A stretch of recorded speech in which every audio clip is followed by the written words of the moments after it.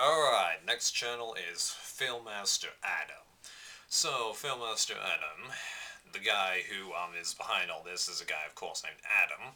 What he does is basically sort of the same as other people I have said. He gets behind the camera and says his opinion of movies, but he does it differently than the other people.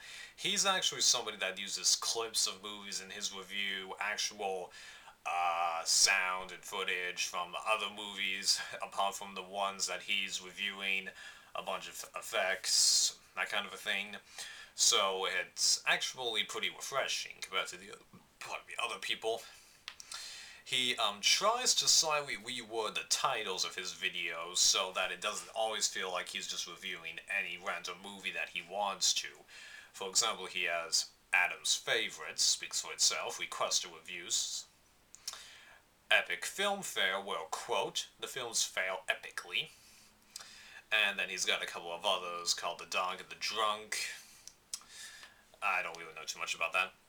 He also has an account on a website called Web of Cinema, where apparently a bunch of other people do what he does.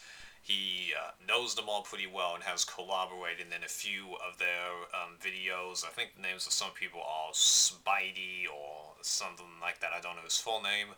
The cartoon critic, who apparently has also started another series called Yay Be Warned. Yeah. Web of Cinema also has a few exclusives that aren't on YouTube, and actually, if you want to see the full-length versions of many of his videos, you're gonna have to go there. So what do I think about his style of doing it? I find his videos actually to be pretty funny and actually kind of refreshing since he connects them to other movies. There are times where I disagree with him because he mentions that Red Planet doesn't explain a few issues in the plot, and he's like, how the heck are there ice on Mars? When actually, I personally feel like the movie did explain, and of course, Mars, as most of us should know, has polar ice caps. Sheesh. And, any other warnings I should give? Yeah, he's actually someone who likes Daredevil. He doesn't like Tobey Maguire's Spider-Man. He absolutely despises Michael Bay, even though I enjoy a few of his movies. He doesn't really like Paul Anderson. I think that's really all the big ones that I have. So, I find him to be a pretty interesting guy. There are all times, though, where you're going to be like, I don't know about that, and that sounds kind of too far.